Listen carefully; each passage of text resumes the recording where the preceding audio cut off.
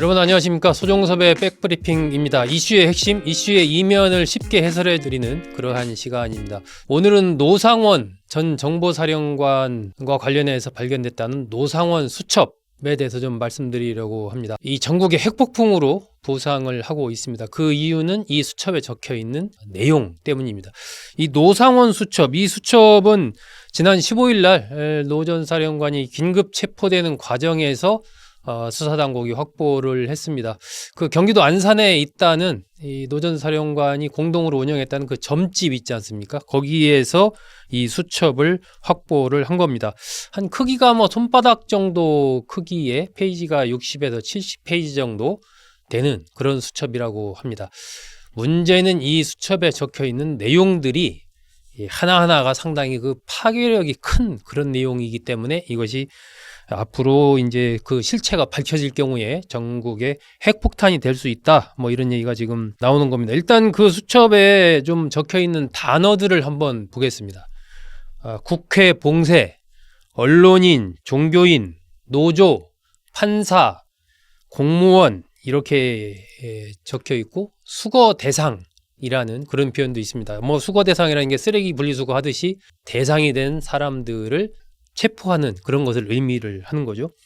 일부는 이제 실명도 적혀 있다라고 합니다. 그리고 그 인물들을 어디에 수용해서 어떻게 할 건가 하는 그런 방법까지도 적혀 있는 수첩이라고 합니다.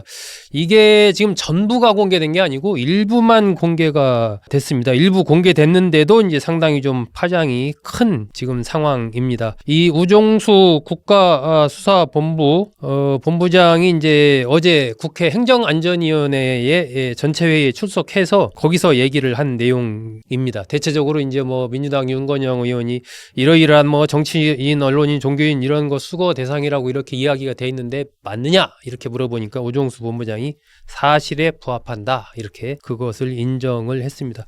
여기 그 내용 중에 지금 말씀드린 것도 굉장히 충격적이지만 더 충격적인 건 북방 한계선 NLL이라고 하죠. 이 북한의 공격 유도 또 사살 이런 내용이 적혀 있다는 겁니다. 특히 이제 북한의 공격 유도라는 이 내용, 이것에 따라서 관련자들의 죄명이 상당 부분 추가될 가능성이 커 보입니다. 이게 그동안에는 주로 이제 많이 얘기됐던 게 내란죄 얘기였지 않습니까? 이제 민주당에서 내란죄를 기정사실화했고, 그거에 대해서 이제 수사가 진행되고 있는 그런 상황이었는데, 북방 한계선 북한의 공격을 유도한 노 전 사령관이 실제로 그러한 어떤 움직임을 했고, 그것이 이제 김용현 전 국방부 장관이나 나아가 윤석열 대통령 과도 얘기가 어느 정도 됐다. 또 실제로 그것이 어느 정도 시행이 됐는지 여부 이런 것에 따라서 굉장히 달라질 수가 있는 거죠. 이것은 이제 외환죄에 해당이 되는 겁니다. 외환죄라는 것은 형법 99조에 나와 있는데 대한민국의 군사상 이익을 해하거나 적국이 군사상 이익을 적국에 공여한 자가 이제 외환죄를 범한 그런 걸로 돼 있는데 이 형량이 상당합니다. 무기 또는 3년 이상의 징역에 처하게 돼 있습니다.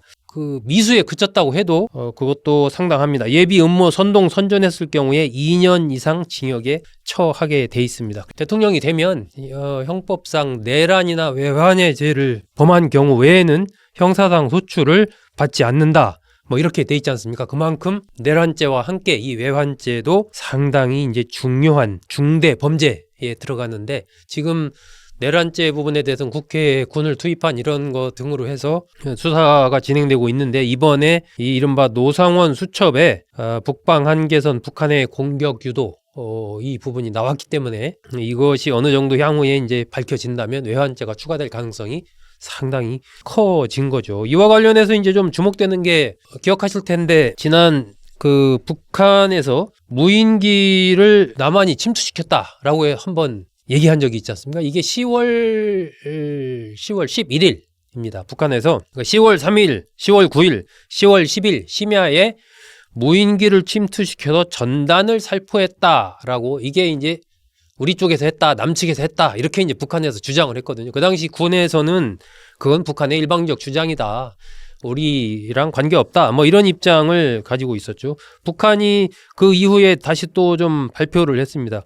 조사를 해봤더니 이거 10월 8일 날 밤 11시 25분쯤 백령도에서 이륙한 무인기다. 즉 이거 남측 니네들이 보낸 거 맞아. 뭐 이런 얘기 했었거든요 그때. 근데 이것이 어쨌든 군이 그냥 시인도 부인도 하지 않고 북한의 주장이다라고 하면서 조용히 그냥 넘어가는 뭐 그런 흐름이었는데, 이번에 이제 노상원 이 전 국군 정보사령관 수첩에서 북방 한계선 북한의 공격 유도 이 얘기가 나오면서 그렇다면 이게 혹시 그 당시에 무인기를 우리 쪽에서 보냈고 그 배경에는 결국은 무인기를 보내는 걸 통해서 북한을 자극해서 북한이 뭔가 NLL이든 뭐 다른 식의 이제 도발을 해오면 그걸 명분 삼아서 계엄을 선포하고 뭐 혹시 그랬던 거 아니냐?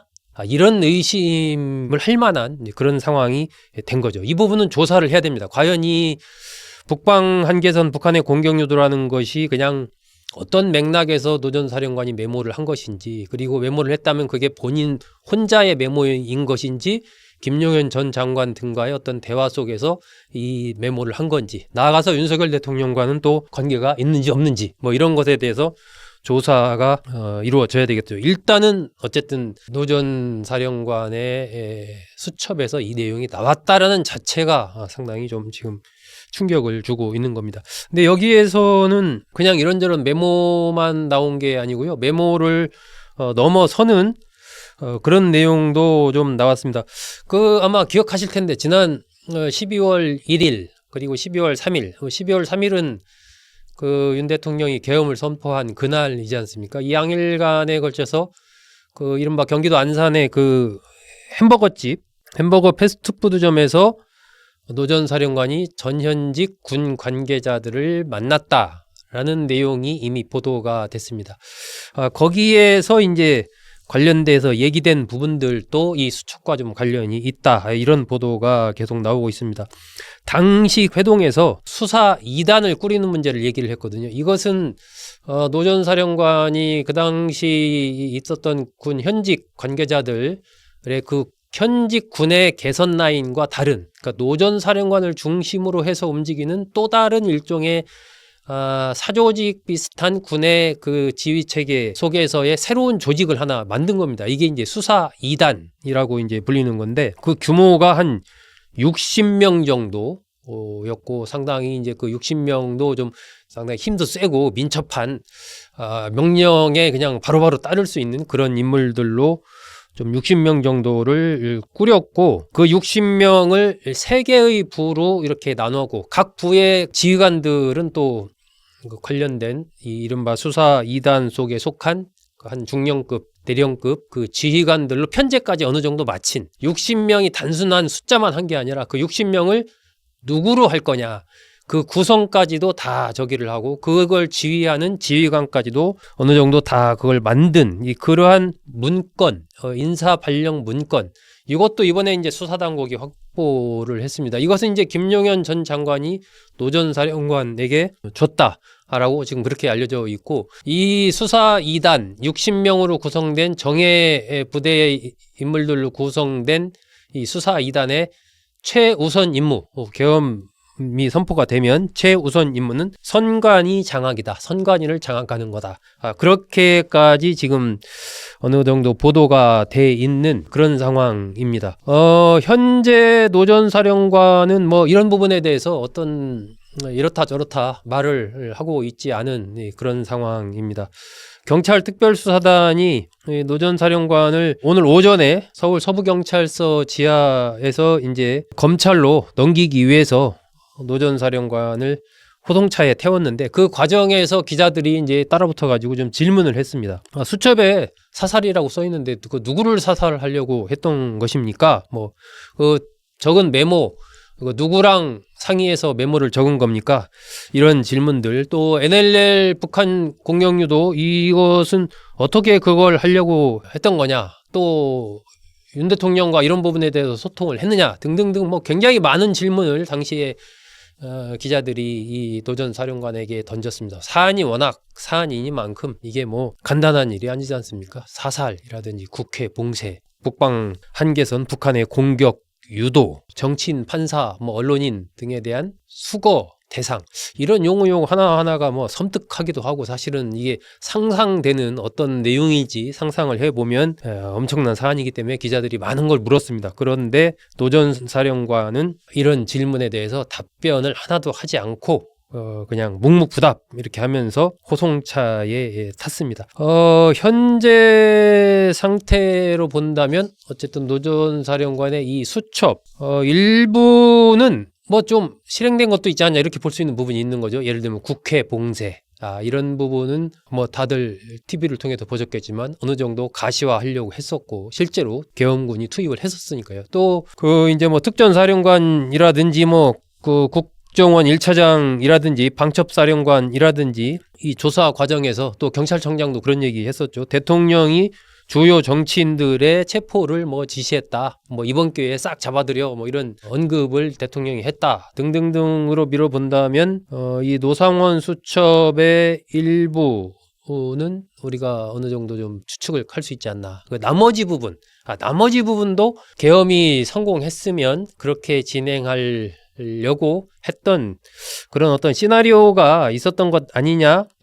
이렇게 추측하는 것도 뭐 지금으로서는 무리가 아닙니다. 그래서 이 노상원 수첩이라는 이 수첩에 적혀 있는 내용의 어떤 전체 전모 이런 것이 언제 밝혀질지 현재로서는 좀 가늠하기 힘듭니다. 일단 오정수 본부장이 국회에서 답변한 그 단편적인 몇 가지의 편린들을 가지고 지금 말씀을 드리고 있는 것이고 그 사안만으로 해도 상당한 파장이 있기 때문에 향후에 이 수첩에 적혀 있는 모든 내용들이 공개가 될 때 또 이 노 전 사령관이 이런 부분에 대해서 어떻게 설명을 하고 그 배경에 대해서 수사기관에서 어떻게 진술을 하는지에 따라서 이 내란죄를 넘어서 외환죄 또 윤석열 대통령 김용현 전 장관 등등의 관여 여부까지 명백하게 드러내지 않을까 싶습니다. 그것이 드러나는 상황이 되면은 그 파장은 상당히 커질 것으로 보이고 특히